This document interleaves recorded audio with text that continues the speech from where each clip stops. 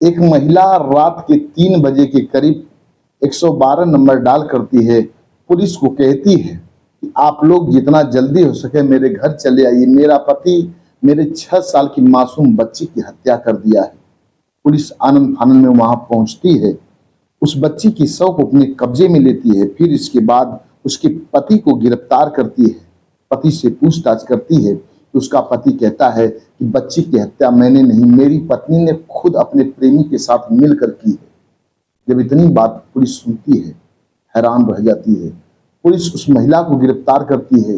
गिरफ्तार करने के बाद थोड़ा सख्ती से उससे जब पूछताछ करती है तो वह महिला अपने जुर्म को कबूल कर लेती है। आखिर वह महिला अपने ही मासूम बच्चे की हत्या क्यों कर दी, आइए इस कहानी में समझते हैं। नमस्कार, प्रणाम। हम अजित यादव उर्फ शेरा भाई, हमारे इस चैनल में आप सबका बहुत बहुत स्वागत है। अगर आप लोग हमारे इस चैनल को सब्सक्राइब नहीं किए हों तो आप सबसे निवेदन है आप लोग हमारे इस चैनल को सब्सक्राइब करें, लाइक करें, कमेंट करें। ये सच्ची घटना लखनऊ की कैसर बाग इलाके की है। यही एक मार्केट लगती है खंडारी। खंडारी मार्केट में ही एक व्यक्ति रहा करता है, उसका नाम शाहरुख। शाहरुख की शादी 10 वर्ष पहले एक रोशनी खान नामक लड़की से हो जाती है। रोशनी खान एक पार्टी में उसकी मुलाकात होती है। पार्टी में जब मुलाकात होती है तो दोनों में मोहब्बत हो जाती है। मोहब्बत होने के बाद दोनों एक दूसरे से निकाह कर लेते हैं। शाहरुख की दुल्हन बनकर के रोशनी आती है और शाहरुख का 4 मंजिला मकान होता है। नीचे वाले और ऊपर वाले 4 मंजिला मकान था। ग्राउंड फ्लोर और 3rd फ्लोर पर इस शाहरुख खुद अपने परिवार को लेकर के रहता था। बीच का जो 2 मंजिला था उसको बेच दिया था। अब उसी में रहा करता था, पत्नी, माँ, भाई सबके साथ रहता था। उसे कुछ ही दिन बाद एक बच्ची पैदा होती है। बच्ची का नाम सायनरा रखा जाता है। सायनरा बड़ी ही होशियार थी, बड़ी खूबसूरत बच्ची थी। धीरे धीरे 6 वर्ष के करीब जब सायनरा होती है तब ये जो महिला थी रोशनी धीरे धीरे उसकी नीयत डगमगाने लगती। वो अक्सर क्लब में जाती थी, डांस करती थी, पैसे कमाती थी। डांस करना उसका शौक था। जब क्लब में डांस करती थी तो तरह तरह के लोगों से उसकी मुलाकात होती थी। अब धीरे धीरे उसका चरित्र बिगड़ने लगता है। तरह तरह के लोगों के संपर्क में आती थी, पैसा पाती थी और लोगों का बिस्तर गर्म करती थी। धीरे धीरे पति परेशान होने लगा। पति पर भी कई बार आरोप लगा चुकी थी, झगड़े करती थी, मारपीट करती थी।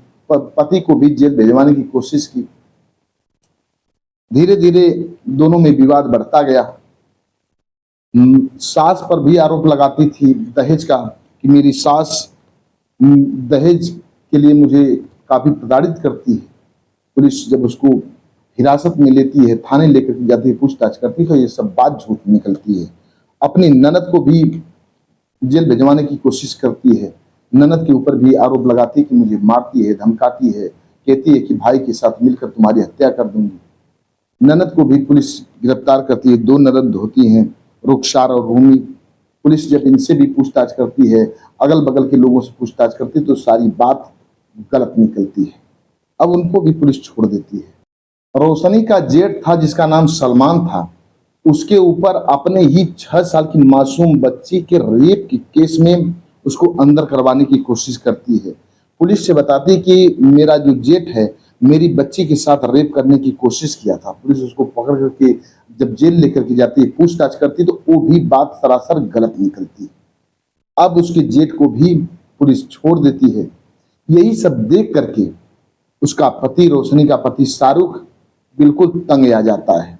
अपने पत्नी से झगड़ता था, लड़ता था, उसको समझाने की कोशिश करता था, वो बिल्कुल नहीं मानती थी। शाहरुख से काफी लड़ती थी, झगड़ती थी, पति को परेशान कर दी। अब उसका पति उसके खिलाफ एफआईआर दर्ज कर देता है 18 मई को। इससे और बौखला जाती है रोशनी और पति से झगड़ने लगती है।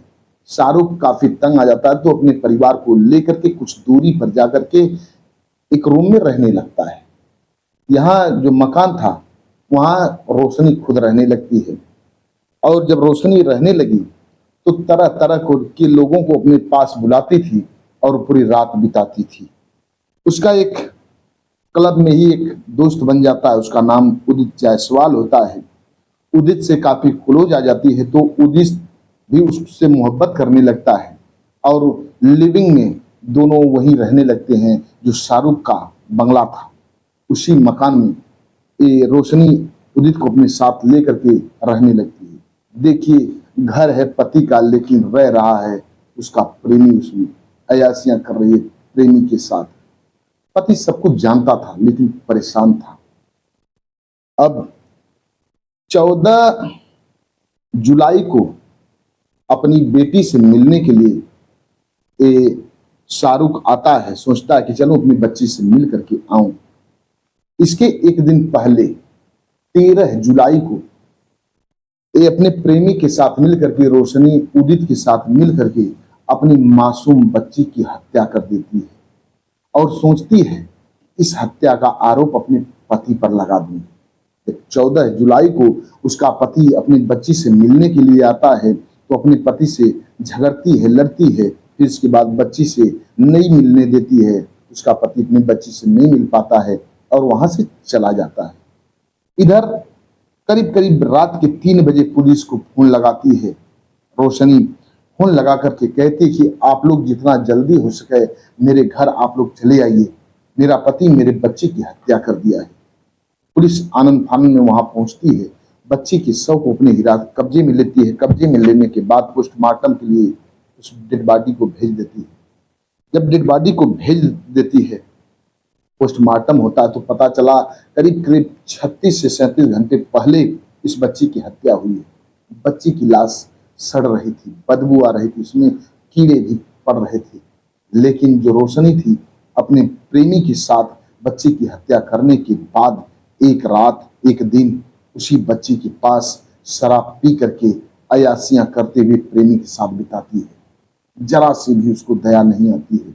बच्ची की गला घोट करके निर्मम तरीके से हत्या की थी। अब पुलिस जब आती है तो पोस्टमार्टम भी हो जाता है। इधर उसके पति को पुलिस गिरफ्तार करती है। शाहरुख को गिरफ्तार करने के बाद जेल में लेकर के जाती है, पूछताछ करती है।